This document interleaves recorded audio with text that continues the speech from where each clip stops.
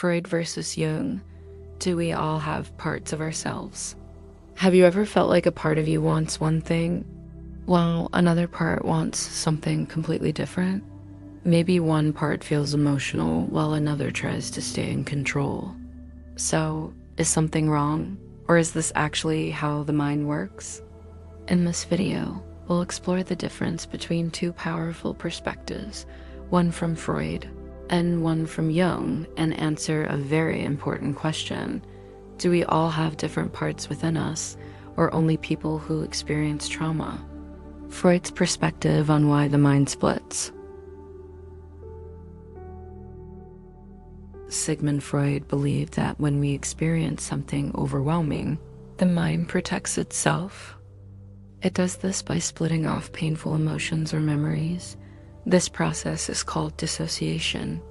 According to Freud, these parts are created because something was too difficult to handle. They don't disappear. They remain in the background and can influence how we feel and react. Sometimes they can become very active, especially under stress, which can lead to things like anxiety or even panic attacks.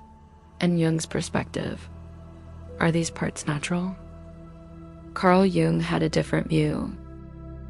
He believed that the mind is naturally made up of different parts, which he called complexes. These parts are not just created by trauma, they are a normal part of being human.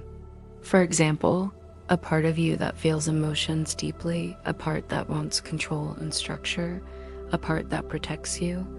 According to Jung, the goal is not to remove these parts, but to bring them into balance. The truth is somewhere in between. So who is right? In reality, both perspectives describe different sides of the same process. We all have different parts within us. This is natural. But trauma can make these parts more separated, more extreme, and more reactive. This means without trauma, gives parts can work together. With trauma, gives parts may conflict. Why this can lead to panic attacks.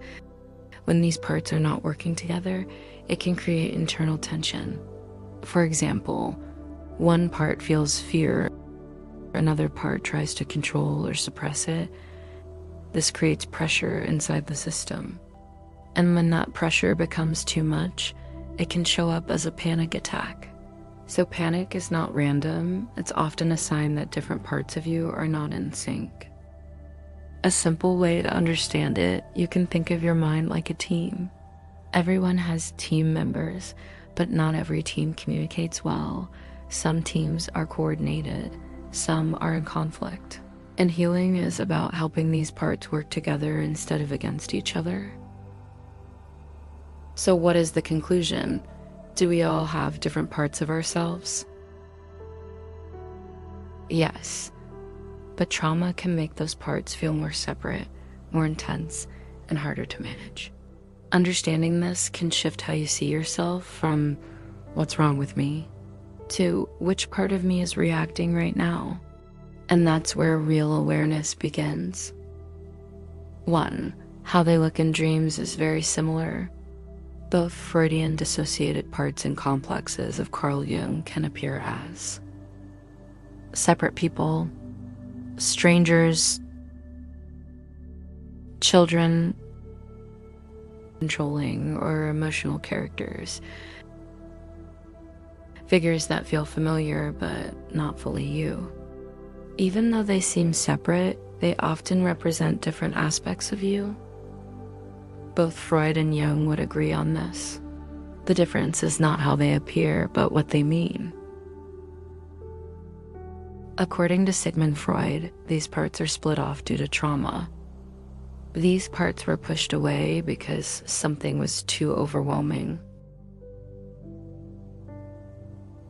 According to Carl Jung, these parts are natural. Dreams simply make them visible, so they appear as characters. Emotional difference in the dream experience. Even though the visuals are similar, the feeling can differ. The Freud type appearance is more chaotic or more overwhelming, or you sense of something breaking through. The Jung type appearance is more symbolic and more structured, or sometimes includes guidance or meaning. But in both cases, dreams give us a way to see these parts and begin to understand them. What do you think? Have you ever noticed different parts of yourself reacting in certain situations? I'd love to hear your thoughts or experiences in the comments. And if you want to explore more about dreams, the subconscious, and the mind, subscribe for more videos like this.